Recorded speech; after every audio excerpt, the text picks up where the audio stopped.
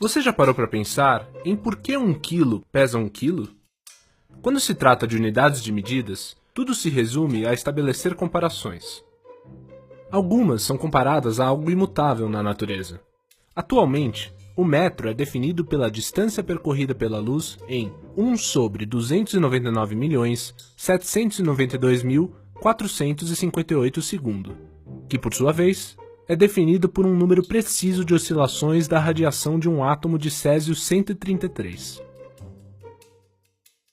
O quilograma, por outro lado, ainda é uma unidade definida por um objeto, um pequeno cilindro de metal, guardado a 7 chaves num porão nos arredores de Paris.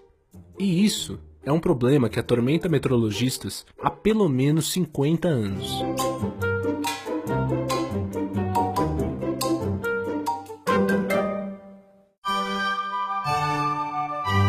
Em 1793, no auge da Revolução Francesa, Antoine Lavoisier e outros cientistas se reuniram numa comissão para criar o sistema métrico, que deu origem ao Sistema Internacional de Medidas. A unidade básica de massa, grav, foi definida como o peso de 1 decímetro cúbico de água destilada a 0 grau. Assim como Lavoisier, guilhotinado anos depois, o nome não durou muito, e foi substituído por quilograma. Além disso, logo foi concluído que definir uma unidade de medida pela água, uma substância tão instável, não era uma boa ideia.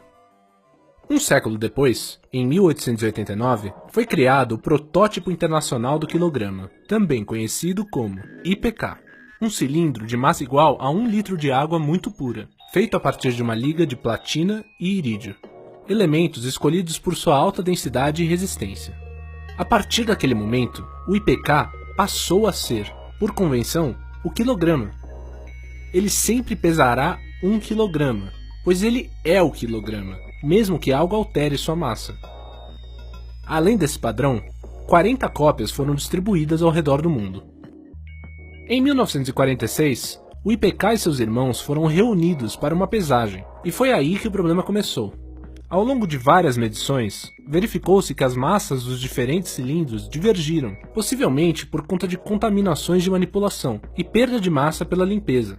Mesmo muito pequena, essa variação é indesejável para uma unidade de medida, especialmente para uma unidade como o quilograma, que serve a outras 3 unidades básicas e até mesmo para definir o Sistema Imperial de Medidas. Em 2011, a Conferência Geral sobre Pesos e Medidas, organização internacional com 51 Estados-membros, entre eles o Brasil, reconheceu oficialmente as limitações do quilograma padrão e decidiu que a unidade de massa deveria ser redefinida a partir de uma constante da física, como as outras medidas básicas do Sistema Internacional de Medidas. A ideia é definir o quilograma em termos da constante de Planck, encontrada em muitas equações da física, e que relaciona a frequência da vibração de uma partícula à sua energia. Para isso, essa constante deve ser medida, e os resultados precisam ser suficientemente acurados e concordar em pelo menos 2 metodologias diferentes, de acordo com as exigências da Conferência Geral sobre Pesos e Medidas.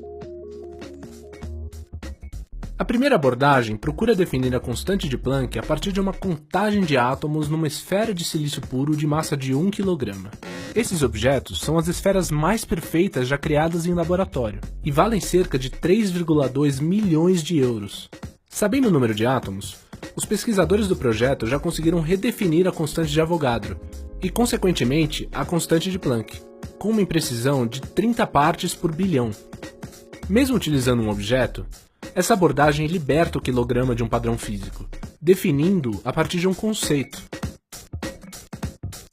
A segunda metodologia se vale de um instrumento chamado de balança de Watt, cujo uso por meio de 2 experiências permite calcular a massa de um determinado peso a partir das proporções entre grandezas gravitacionais e eletromagnéticas, e também uma boa dose de álgebra.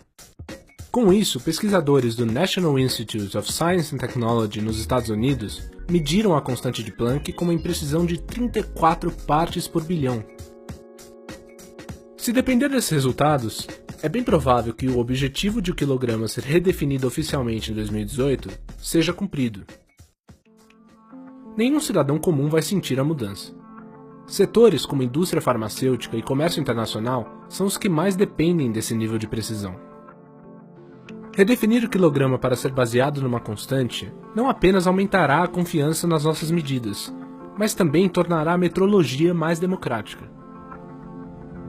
É uma forma de nos libertarmos de um padrão físico e permitir que qualquer pessoa que possua uma simples balança de Watts na garagem tenha a capacidade de medir o quilograma com precisão.